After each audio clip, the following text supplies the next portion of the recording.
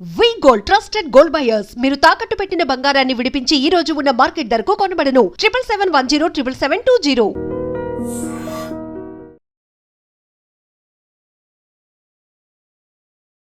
నమస్కారం అండి, నా పేరు డాక్టర్ ప్రవీణ్.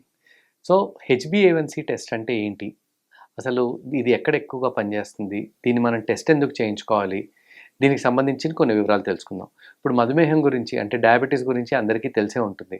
అయితే ఈ డయాబెటీస్ ఉందా లేదా, మనకి అసలు ఈ డయాబెటీస్ ఉంది అని మనం ఎలా తెలుసుకోవాలి, దీనికి సంబంధించి మనం ఏవే టెస్టులు చేయించుకోవాలి. ఇక్కడ ఇలాంటి పరిస్థితుల్లో మనకి హెచ్బిఏవన్సీ అనేది మన ముందుకు వస్తుంది అనమాట. హెచ్బిఏవన్సీ అంటే ప్రైమరీగా క్రితం 3 నెలల నుంచి మన షుగర్ ఎలా ఉంది అని చెప్పే టెస్ట్ అండి. సో బేసికల్లీ మనకి ఆర్బీసీ, రెడ్ బ్లడ్ సెల్ అంటాం, అంటే మన ఎర్ర రక్త కణం ఏదైతే ఉంటుందో దాని మీద కంటిన్యూస్గా షుగర్ డిపాజిషన్ అనేది జరుగుతూ ఉంటుందన్నమాట. నార్మల్గా మన ఆర్బీసీ కణాలు సుమారుగా 90 నుంచి 120 రోజుల పాటు బతుకుంటాయి అన్నమాట. అంటే మనకు కొత్తగా కణం ఫామ్ కాగానే దాని మీద అది బతుకున్నంత వరకు ఎంత షుగర్ ఫామ్ అయింది, ఎంత షుగర్ డిపాజిట్ అయింది అని చెప్పి మనకు తెలుస్తుంది.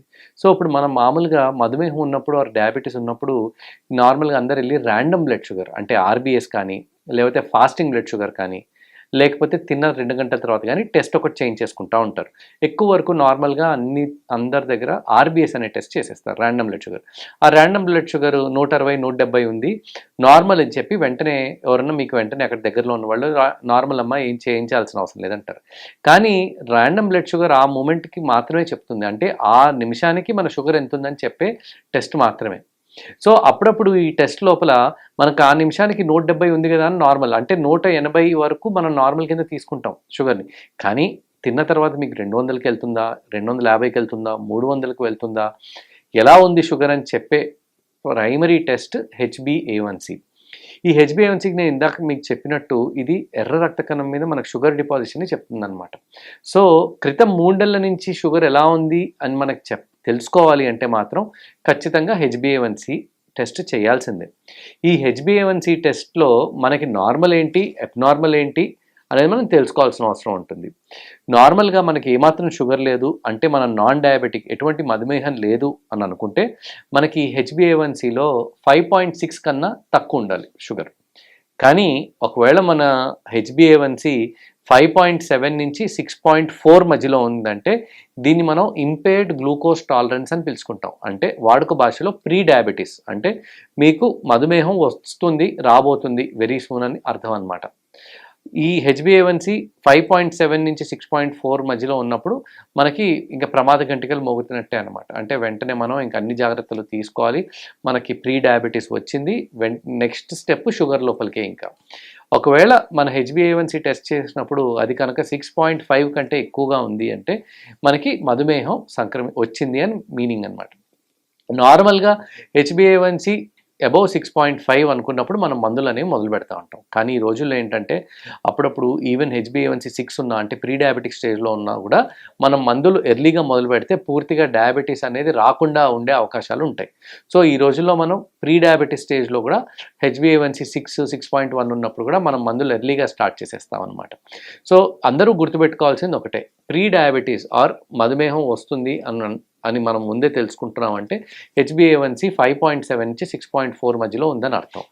డయాబెటీస్ వచ్చింది అంటే మనం నిర్ధారించుకోవాల్సింది హెచ్బిఏవన్సీ 6.5 కంటే ఎక్కువగా ఉంది అని.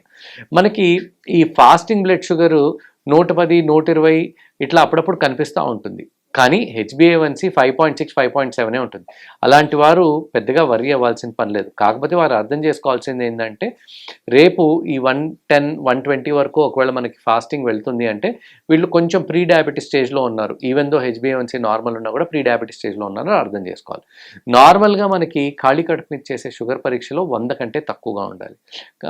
రెండోది మనం తిన్న తర్వాత చేసుకునే షుగర్ పరీక్షలో, అంటే తిన్న 2 గంటల తర్వాత చేసుకునే షుగర్ పరీక్షలో మనకి 160 కంటే షుగర్స్ తక్కువ ఉండాలి ఎప్పుడైనా సరే. అప్పుడప్పుడు మనకేంటంటే ఈ 160 నుంచి 180, 190, 200 వరకు కూడా వెళ్తూ ఉంటాయి అన్నమాట. సో ఇదేంటంటే మనకి ప్రీ డయాబెటీస్ ఉందేమో అని మనకు అర్థం. సో ఎవరికన్నా సరే షుగర్ ఎప్పుడైనా సరే 160 కంటే ఎక్కువ వస్తుంది అనుకుంటే ఖచ్చితంగా హెచ్బిఏవన్సీ చేసి నిర్ధారించుకోవాలి. కేవలం ఒట్టి ఫాస్టింగ్, ఆర్బిఎస్ తిన్న తర్వాత షుగర్ పరీక్ష కాకుండా హెచ్బిఏవన్సీ పరీక్ష చేసుకుంటేనే మనకి షుగర్ ఉందా లేదా అని చెప్పి మనం నిర్ధారించుకునే అవకాశం ఉంటుందన్నమాట. ఇదొకటే కాకుండా మనం గుర్తుపెట్టుకోవాల్సింది హెచ్బిఏవన్సీ అప్పుడప్పుడు కొంతమందికి 10, 12, 15 ఇలా కూడా కనిపించే అవకాశాలు ఉంటాయి. సో ఈ హెచ్బిఏవన్సీ 10, 12, 15 దాకా ఉందంటే షుగర్ చాలా ఎక్కువ ఉందని అర్థం. జనరల్లీ హెచ్బిఏవన్సీ 9 కంటే ఎక్కువగా ఉంది అంటే మనకి RSSDI అంటే భారతదేశంలో షుగర్కి సంబంధించిన గైడ్లైన్స్ ఇచ్చే సంస్థ, లేదంటే వరల్డ్ హెల్త్ ఆర్గనైజేషన్ WHO, లేదంటే ADA అమెరికన్ డయాబెటీస్ అసోసియేషన్, వీళ్ళు ఇచ్చే మనకి గైడ్లైన్ ప్రకారం జనరల్లీ 9, 10 కంటే షుగర్ ఎక్కువ ఉంది అంటే మాత్రం ఇన్సులిన్ తీసుకోవాల్సిన అవసరం ఉంటుందన్నమాట. కేవలం RBS మీద ఫాస్టింగ్ మీద మనం ఇన్సులిన్ ఇవ్వాలా టాబ్లెట్స్ ఇవ్వాలా అని నిర్ధారించే అవకాశం ఉండదు. ఫాస్టింగ్తో పాటు తిన్న 2 గంటల టెస్ట్తో పాటు మనం హెచ్బిఏవన్సీ చేస్తేనే మనం కరెక్ట్గా ట్రీట్మెంట్ ఇవ్వగలుగుతామా లేమా అనేది మనం నిర్ధారించుకోవచ్చు. సో అందుకోసం హెచ్బిఏవన్సీ ఎంత ఉంది అనేది మనం ఫాస్టింగ్ పరీక్ష, తిన్న తర్వాత పరీక్షతో ఖచ్చితంగా చేయించుకోవాలి. ఒకవేళ మీకు షుగర్ లేదు, మీరు ఎంత రెగ్యులర్గా హెచ్బిఏవన్సీ పరీక్ష చేయించుకోవాలి. మీకు షుగర్ లేదు కానీ ఇంట్లో మీ పెద్దవాళ్ళకి, అమ్మ నాన్నలకి, లేకపోతే రిలేటివ్స్కి షుగర్ ఉంది అంటే మీకు కూడా అప్పుడప్పుడు వచ్చే అవకాశం ఉంటుంది. కాబట్టి ఖచ్చితంగా సంవత్సరానికి ఒకసారి షుగర్ పరీక్ష చేయించుకోండి. ఒకవేళ మీకు ప్రీ డయాబెటీస్ ఉంది అంటే మీ హెచ్బిఏవన్సీ 5.7 to 6.4 మధ్యలో ఉందంటే ప్రతి 6 నెలలకి హెచ్బిఏవన్సీ పరీక్ష చేయించుకోండి.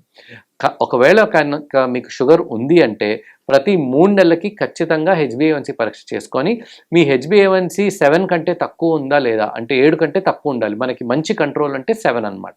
7, 6.5 దగ్గర ఉంటే మరీ మంచిది. కానీ అప్పుడప్పుడు 6.5 కంటే తక్కువగా మనం కరెక్ట్ చేసుకునే ప్రయత్నం చేసినప్పుడు మనకు షుగర్ రెగ్యులర్గా పడిపోయే అవకాశాలు ఉంటాయి అన్నమాట. అందుకోసం ఎంత ఉండాలి అనేది కూడా మనం నిర్ధారించుకోవాలంటే 7 దగ్గర పెట్టుకోవాలన్నమాట మనం ప్రైమరీగా హెచ్బిఏవన్సీని. ఒకవేళ కనుక మీ హెచ్బిఏవన్సీ 3 రకాలు 4 రకాలు అయిన డయాబెటీస్ మందులు వేసుకుంటున్నా కూడా 9 కంటే ఎక్కువగా ఉంది అంటే దాని అర్థం మీరు ఇన్సులిన్ తీసుకోవాల్సిన అవసరం ఉందండి. ఇన్సులిన్ ఒక భూతంలాగా చూడకూడదండి. ఇన్సులిన్ మనకి ప్రతి ఒక్కరికి డయాబెటీస్ అని వచ్చిన వాళ్ళకి ఖచ్చితంగా 10-15 సంవత్సరాల తర్వాత అందరికీ ఇన్సులిన్ అవసరం పడే అవకాశం ఉంటుంది. Insulin is the safest medication అనమాట. మందుల కన్నా, ట్యాబ్లెట్ల కన్నా, అన్నిటికన్నా మనకి ఒంట్లో ఇన్సులిన్ ప్రొడక్షన్ తగ్గిపోయినప్పుడు మనం బయట నుంచి ఇన్సులిన్ని తీసుకోవాల్సిన అవసరం ఉంటుంది అనమాట.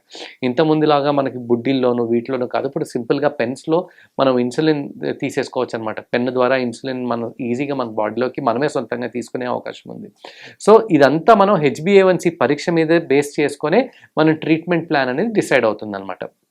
సో ఎవరికైనా సరే హెచ్బిఏవన్సీ 9 కంటే ఎక్కువగా ఉంది అంటే వెంటనే మీ ఫిజిషియన్ని కన్సల్ట్ చేసి మీ హెచ్బిఏవన్సీని 7కి ఎలా తెచ్చుకోవాలనేది మీరు ఫస్ట్ ఆయనతో డిస్కస్ చేసి మీ హెచ్బిఏవన్సీని 7 కంటే తగ్గించుకోండి. ఎవరికైతే హెచ్బిఏవన్సీ 7, 7.5 కంటే ఎక్కువగా ఉంటుందో వాళ్ళకి దీర్ఘకాలికంగా వాళ్ళ కళ్ళ మీద, వాళ్ళకి కిడ్నీల మీద, గుండె మీద, లివర్ మీద, అన్నిటి మీద వాళ్ళకి ఎఫెక్ట్ అనేది చూపిస్తూ ఉంటుందన్నమాట. సో రకరకాల కాంప్లికేషన్స్ వచ్చే అవకాశాలు ఉంటాయి. అందుకోసం హెచ్బిఏవన్సీని ఇప్పుడు దాకా డయాబెటీస్ లేని వాళ్ళైతే 5.6 కంటే తక్కువగా మెయింటైన్ చేయండి. ప్రీ డయాబెటీస్ ఉన్న వాళ్ళు వారు వ్యాయామం ద్వారా ఆహారాన్ని సరిగ్గా చూసుకొని హెచ్బిఏవన్సీని 5.7 కంటే తగ్గించే ప్రయత్నం చేసుకోండి. ఎవరికైతే ఆల్రెడీ మధుమేహం ఉందో వారు హెచ్బిఏవన్సీని 6.5 to 7 దగ్గరలో పెట్టుకోండి. ఎవరికైతే 9 అంతకంటే ఎక్కువగా హెచ్బిఏవన్సీ ఉందో మీరు వెంటనే మీ ఆహార ఇవి మార్చుకొని మీ దగ్గరలో ఉన్న ఫిజిషియన్ని కన్సల్ట్ చేసి హెచ్బిఏవన్సీని ఎలా తగ్గించుకోవాలి, ఒకవేళ అవసరం పడితే ఇన్సులిన్ ఎలా వాడాలి అనేవి మీరు ఫిజిషియన్ని కన్సల్ట్ చేసి తెలుసుకోవచ్చు. And for more videos, Please subscribe to iDream. Please subscribe to iDream. Please subscribe iDream. And please subscribe to iDream.